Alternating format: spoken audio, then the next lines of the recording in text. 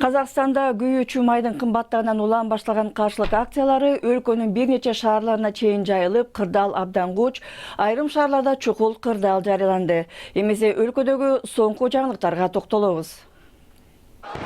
Бул Алматынын көчөлөрүндөгү адаттан тыш көрүнүш. Казакстандын эң ири шаарынын борборунда миңдеген демонстранттар баалардын көтөрүлүшүнө нааразылыгын билдирип көчөгө чыгышты. Көпчүлүк коомдук демонстрациялар мыйзамсыз болгон өлкөдө нааразылыкка чыккандар адатта мэриянын имаратына чабуул жасабайт. Бирок бул адамдар дал ошону кылышууда. Буга бийлик тез жооп кайтарып, полиция жүрүшчүлөрдү көздөн жаш агызган газ жана чуулдаган гранаталарды колдонуп борбордук аянттан сүрүп чыгарды. Нааразылык акциялары облустарда башталган. Бул жерде Маңгыстауда бийликтер күйүүчү майга бааны көтөрүп, башка товарлардын баасы кескин өсүп кеткенден кийин эл көчөгө чыкты. Ошондон бери бир катар шаарларда жана башка кичи шаарларда чоң демонстрациялар уланууда. Өлкөдө интернет чектелди. Президент тел аркылуу мындай эскертүү менен чыкты. Призывы атаковать служебные помещения гражданских жана аскердик имараттарга чабуул жасоого үндөгөн чакырыктар толугу менен мыйзамсыз.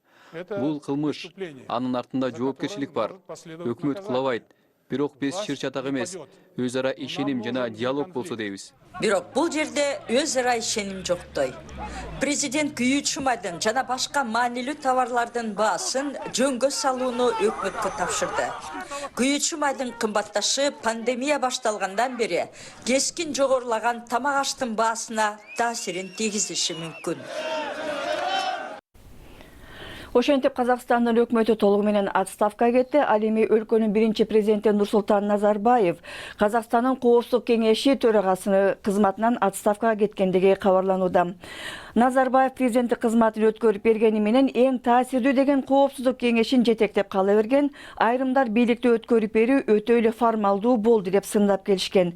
Адегенде газдын баасын арзандатсын деген талап менен чыккандар көп өтпөй курч талаптарга өттү. Бүгүн айрым шаарларда демонстранттар полиция аскер күчтөрү менен катуу кагылышып, ар кандай жаракат алгандар бар. Интернет байланышы дээрлик толугу менен токтотулду деген кабарлардан кийин окуя эми кандай уланат деп түрдүү пикирлер айтылууда. Эл аралык мамилелер боюнча адис Чынара Эсенгул мындай оюн билдирди. Менче бул азыркы Казакстандагы саясий коомдук процесстер сценарий өнүгүү бул ошо бийлик өзүнүн күчтүүлүгүн көрсөтүш үчүн азыркы процесстерди басат. Анан бул процесстер көзгө көрүнбөгөн латенттик түргө айланып кетет да. Анан келечегинде стратегиялык жактан бул абдан туура эмес болуп чыгат. Өлкө үчүн, мамлекет үчүн, коом үчүн, эл үчүн.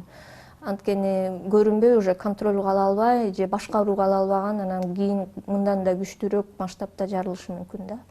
Ошол үчүн 2011 Жаңы Өзөндөгү окуяларды эске алсак, анда дагы ошо 3 айдан көбүрөөк бир жарым жылга жакындай протест болуп келди. Анан аяк отуруп тоже войсканы киргизишип басып салышкан, бир 10 чактыдан көбүрөөк расмий статистика менен нефтяной сектордо иштеген кызматкерлер жок болуп кетти, өлүп калышты.